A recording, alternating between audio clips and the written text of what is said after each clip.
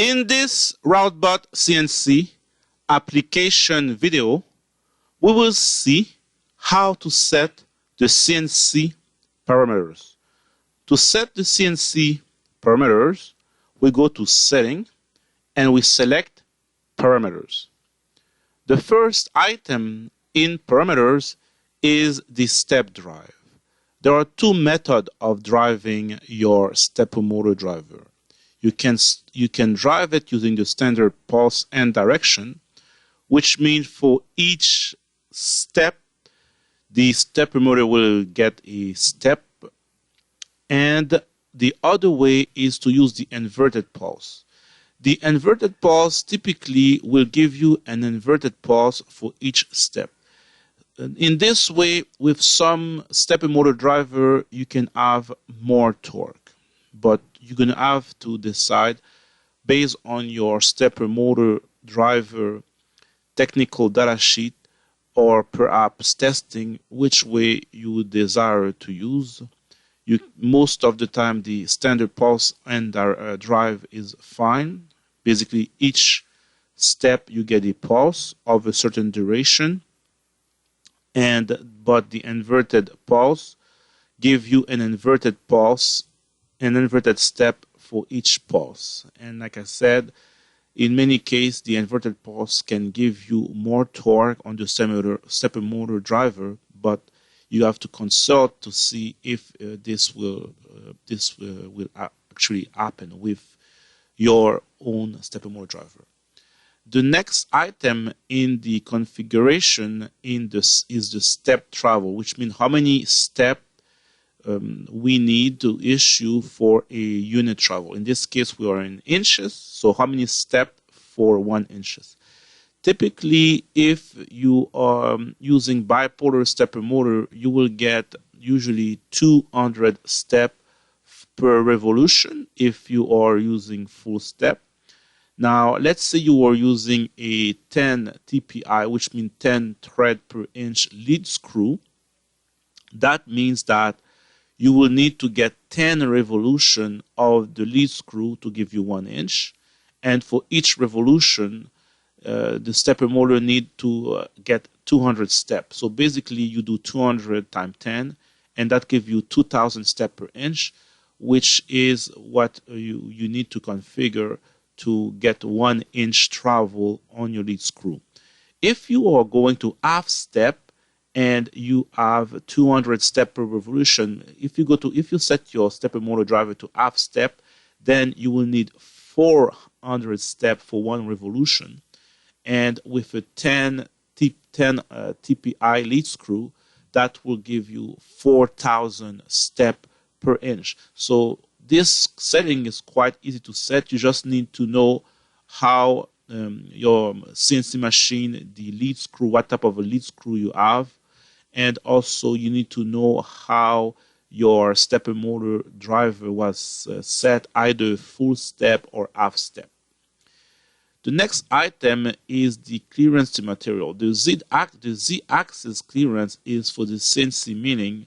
It means like how far you have to be away from the material each time you go machine. But this does not apply if you are machining using G-code, because that clearance to material will be specified in the G-code. It only applies if you're using what we call .rs script file, route script file, which is generated by the RoutCAD CAD/CAM software. The RoutCAD CAD/CAM software generates both the .rs file and also the G-code. So it's up to you which one you want to use to machine. The .rs usually is more efficient. With a smaller file, you can achieve the same result as the G-code. So this setting is simply for .rs. It doesn't apply to G-code. The next setting is usually when you are machining a part, the CNC is capable of machining at constant velocity 2 paths that are adjacent to each other, as long as the angle between the 2 paths is within a tolerance. If it is true the CNC will do everything it can to machine within that path and without having to stop. But obviously, in the G code, the G code must specify that the port must be machined using path blending. If the G code specifies that the port must be machined using exact stop, this setting will not apply. This setting only applies for path blending, and in path blending, this will be the tolerance between two continuous paths for actually machining at constant velocity without having the CNC stopping between each path. The next item in the configuration is the IRQ speed. IRQ stands for interrupt request. Now, basically, in the CNC controller is running at a very accurate and fixed interval. The control loop is executed every certain time. This setting typically with 168 microseconds, usually it's fine for most application.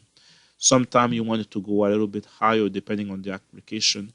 The RoutBot CNC controller is capable of going all the way to 10.5 microseconds on the interrupt, which is extremely fast. Now, for most electronic breakout board, the normal 168 microsecond is fine, it will work fine. But if you start to go on a faster interrupt, the electronic of most breakout board have what we call up-to isolators, and the response time of the electronic on this up-to isolator is quite slow. So if you go to faster than 168 microseconds, your breakout board might not be able to react fast enough for this to output a proper signal to your stepper motor driver. So this is why it is recommended not to exceed that unless you have some type of higher performance breakout board, or you're using a breakout board without up-to isolator. Then you can definitely go higher as long as your stepper motor 2 can accept a faster pulse. But for most application, the 168 microsecond is fine. The next item in the configuration is the actively lock access. This setting, if you're using the if you're using the standard pulse, this setting doesn't have no effect, because in the standard pulse, basically each time the CNC controller want to have the stepper motor move by one pulse, it will issue one pulse. But if you are using the inverted pulse, each time the stepper motor want to move, it will go from 1 to 0 and then go back to 1. Now, what this setting does, it basically says when the stepper motor is at rest, it will go back to 1. It will not stay at 0. So basically, for some stepper motors, that setting typically would basically cause a higher current to flow through the stepper motor winding, and it will basically lock it better than usually.